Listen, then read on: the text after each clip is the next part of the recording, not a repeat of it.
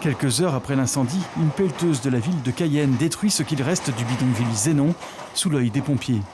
Officiellement, pour sécuriser le site et s'assurer qu'il n'y a pas de victimes dans les décombres, les habitants sont encore sous le choc.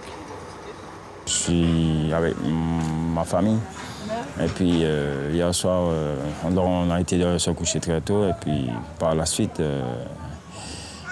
il y a les enfants qui disent au feu, au feu, au feu. Bon, comme les enfants mugés, on n'a pas pu ça au sérieux au début. Et puis c'est quand tous les adultes ont vu.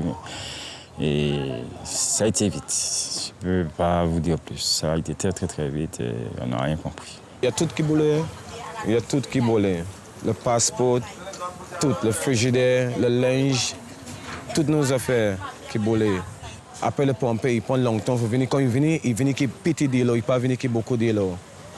Les résidents expliquent que l'intervention des pompiers a été longue et difficile. Beaucoup estiment qu'il s'agit d'un incendie criminel. Apparemment, ils ont dit qu'ils ont payé quelqu'un pour allumer le feu. Mais quand on était dehors, on a vu le feu et puis on a dit du feu. Et on a couru chez nous, on a essayé de prendre nos papiers. Mais après, avant que les pompiers arrivent, le feu s'était déjà propagé et ils ont pris trop de temps. Policiers et pompiers affirment de leur côté qu'aucun élément ne vient confirmer l'hypothèse d'un acte criminel. Les services de secours ont dû déployer 360 mètres de tuyaux pour avoir de l'eau. Or, cette borne incendie, qui semble hors service, n'est qu'à quelques mètres des habitations brûlées. Qui entretient le réseau des bornes incendie dans la ville? La Société des eaux, bien sûr, avec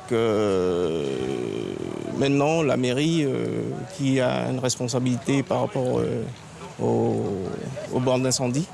Effectivement, les bornes d'incendie sont à la charge de la ville. Nous avons voté dans le cadre du budget 2020 donc la reprise de ces bornes d'incendie. Fort heureusement, l'incendie n'a pas fait de victimes.